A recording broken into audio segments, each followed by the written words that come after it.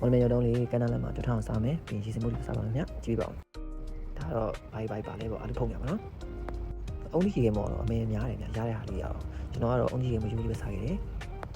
ဒါတော့ရန်ကုန်မှာတော့မရဘူးလို့ပြောကျွန်တော်ရန်ကုန်မှာလေးပဲရှာကြည့်ရတော့မတွေ့ဘူးဗျဒီမော်လမြိုင်တစ်မျိုးတည်းမှာပဲရတာဒီအုံးကြီးရေမော်ကကောင်းချင်းမောင်းပါတယ်ပစုံပါတယ်ပေါ့နော်ထဲမှာတော့ကဲတန်းရပါပြီစားပါတော့မယ်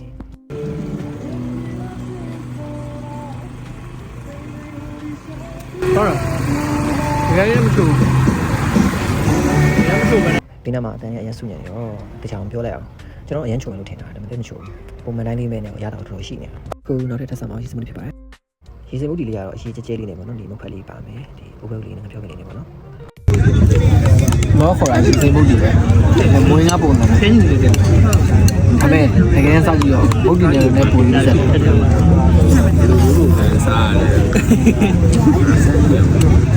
ငါပြောပြင်နေမှာရောပါတယ်ဝင်းငါပြောပြင်ပါလို့ဘုတ်တီငါပြောပြင်ပါလို့ဒါလေးကတော့ထည့်စားလို့ရရလေးပါရေးစမှုဒီလေးကိုပိန်ပေါက်ထည့်လို့ရမယ်ပြီးရင်ခင်းလေးပါထည့်လို့ရမယ်ပေါ့နော်ကဲကုန်သွားပါပြီတယောက်တည်းလည်းကောင်းတော့မပါဘူးချားလေးလည်းကုန်သွားပါပြီရစားတော့ကောင်းပါလေရေးစမှု